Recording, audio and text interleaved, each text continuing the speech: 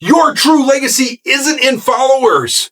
It's in the leaders you leave behind. Hey guys, Dan Greer with Forge coming at you in a tap all about legacy leadership, which, by the way, is also talked all about in my book, Grit, Grease, and Grace. So you should pick up a copy if you don't have it, or actually, it's not even released yet. So you should pick up a copy. Go to gritgreasegrace.com. Check it out. Sign up and get your pre-order today. As soon as the books land, as soon as the printing company gets done printing them, I will ship them to you as quick as I can. I promise you that, as well as some special treats. Today, as we get into this, legacy isn't about how many people follow you. It's about how many leaders you raise who go on to raise other leaders. Multiplication, not addition, is what forges lasting impact. Let's talk a little bit about addition versus multiplication. I've talked a lot about this. I'm going to beat this dead horse a little bit more. Followers add numbers. Leaders multiply influence. Here's the difference. If I go out, let's say I'm laying bricks, okay?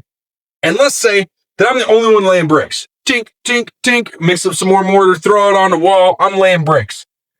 And I'm doing it all myself. What happens if I hire somebody to help me mix mud? But I'll teach them how to mix mud. I just say, you bring the mud to me, and I got to get down and mix the mud, and then they just wheelbarrow it over to me, and they hand me buckets. That's it. I don't teach them anything other than that. Right? Am I really helping myself by being the bottleneck as a leader?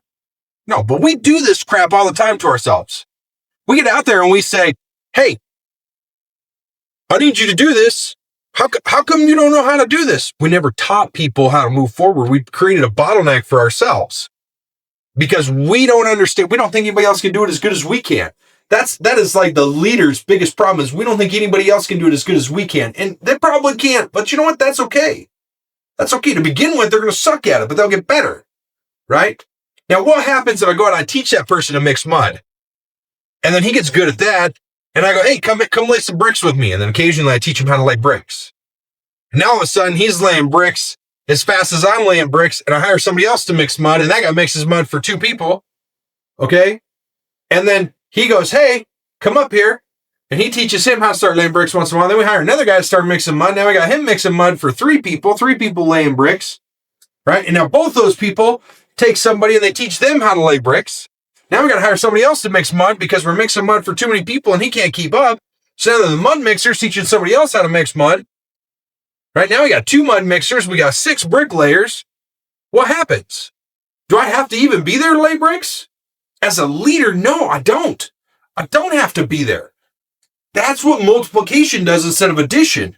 When you train people to train others how to grow and you get them excited about growth, what happens? You remove yourself from the equation eventually. It's not an overnight thing. But your role as a leader should be trying to figure out how do I work myself out of a job? And that is the hardest thing in human mentality to do is to think, how do I work myself out of a job? Because when you're doing that, you're raising leaders, not fans. Fans cheer you on, but leaders carry the mission forward, even if you're not there. Leadership that outlives you is the greatest impact ever.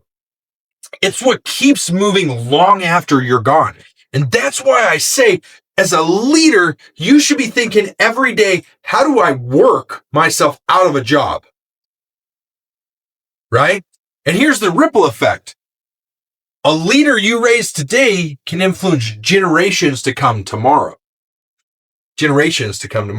I actually do a train the trainer event for CDL training, and I have another business that does CDL training. And somebody called me and asked me, Dan, aren't you shooting yourself in the foot by doing this? Aren't you taking away all your business? Right? Yes, kind of, but no, because I've trained hundreds of people to be trainers now. My touch, if I'm the only trainer, is I can train about 300 people a year. That's great. I can help 300 people get their license every single year. But if I train 100 trainers that each train 100 people, I now train 3,000 people a year. And I actually don't have to train anybody. That's the beauty of multiplication instead of addition. Do you see the difference? And so what I could have accomplished in 10 years training by myself, now I accomplish every single year.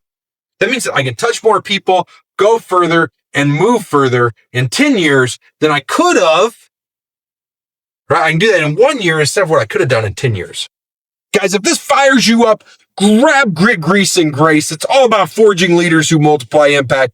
And if your organization is ready to build a legacy of leaders that are forged, then Eclipse DOT can help you. All right. Hit me up. We'll talk to you guys later. Bye.